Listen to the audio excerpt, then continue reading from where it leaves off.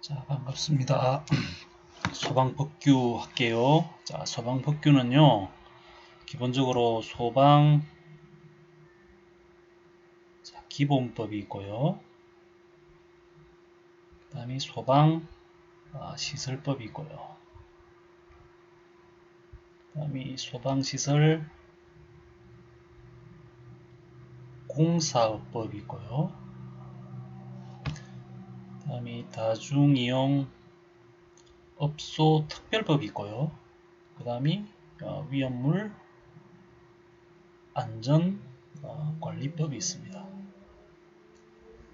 여러분이 그 소방 시험을 볼 때, 기사 시험을 볼 때 공통적으로 나오는 문제들인데 소방 기본법이 보통 한 4문제에서 한 6문제 정도 나오고요.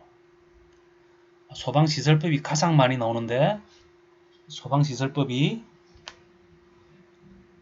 한 40%, 대충 한 8문제 정도, 그리고 소방시설 공사업법이 한 3문제에서 4문제 정도, 그리고 다중이용업소 특별법이 시험에 한 10년에 한 번 정도, 한 문제 정도 안 논다 봅니다.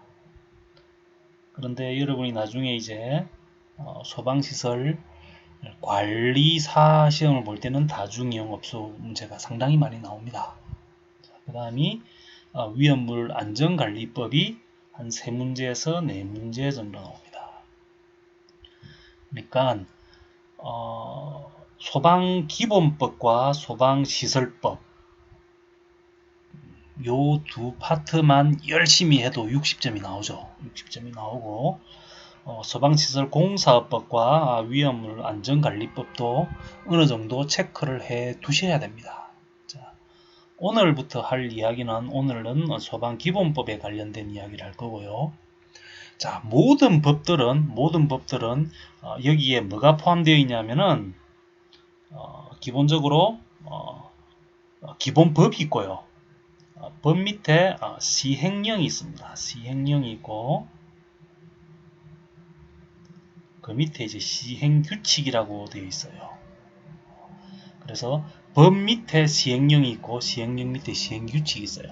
가장 기본적인 것들을 법에다가 명시를 하고 실질적으로 이제 시행령 어떻게 할 것인가, 그리고 좀 더 디테일하게 자세히 나온 게 시행규칙 같은 그런 거죠.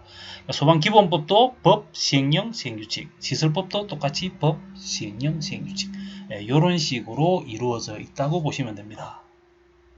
자, 그러면은 소방 기본법을 하기 전에 시험에 상당히 많이 나옵니다. 한 두세 문제는 기본적으로 나오는데 소방법을 공부하다 보면 담당자에 대한 이야기가 나옵니다. 이 담당자가 나오는데 이 담당자는 누가 있냐면 시도지사, 그 다음이 소방청장이 나오고요. 그 다음이 소방본부장, 그리고 소방서장이 있어요. 근데 여기에서 소방본부장과 소방서장은 같이 묶여서 다닌다고 보시면 됩니다. 소방본부장, 소방서장은 거의 99% 하는 일이 겹쳐요.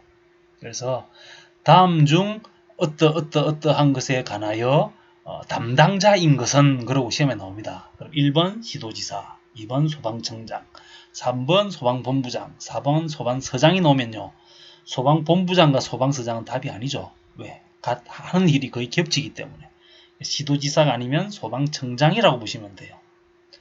그런데 이 시도지사는 어디까지를 이야기하느냐 그러면은 우리 뭐 창원시, 진주시장, 이 시도지사 아니에요.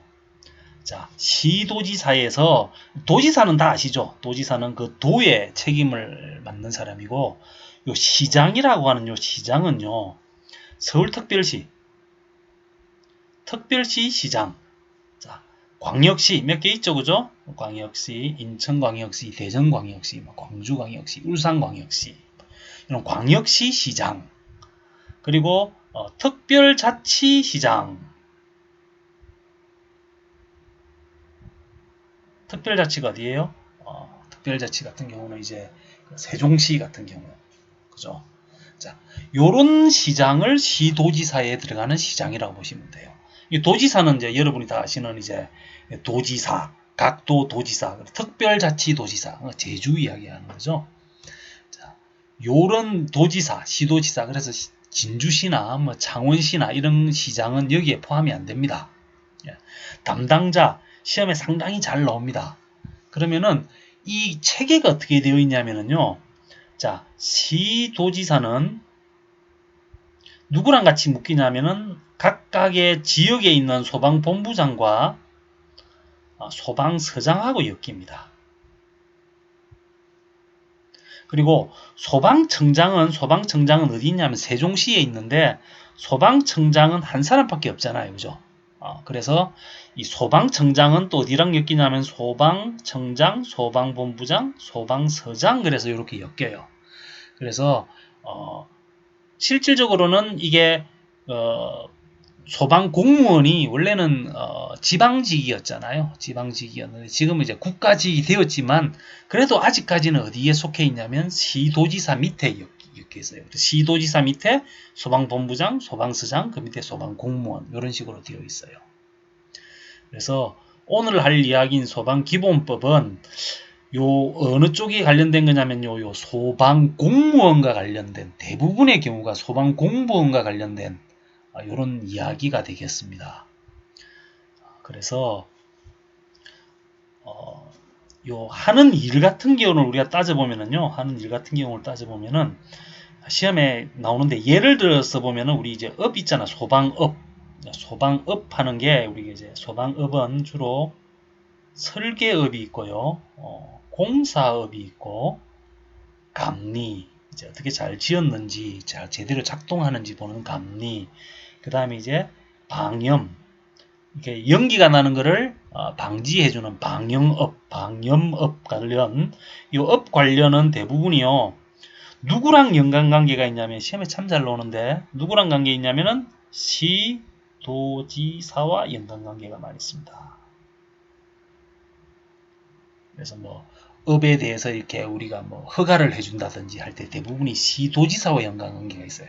자, 기본법 하면서 우리 이제 하나하나 할 건데, 그런데 시험에 잘 나오는 게 이 예외입니다. 예외. 이게 소방시설법, 시설업, 종합 정보시스템,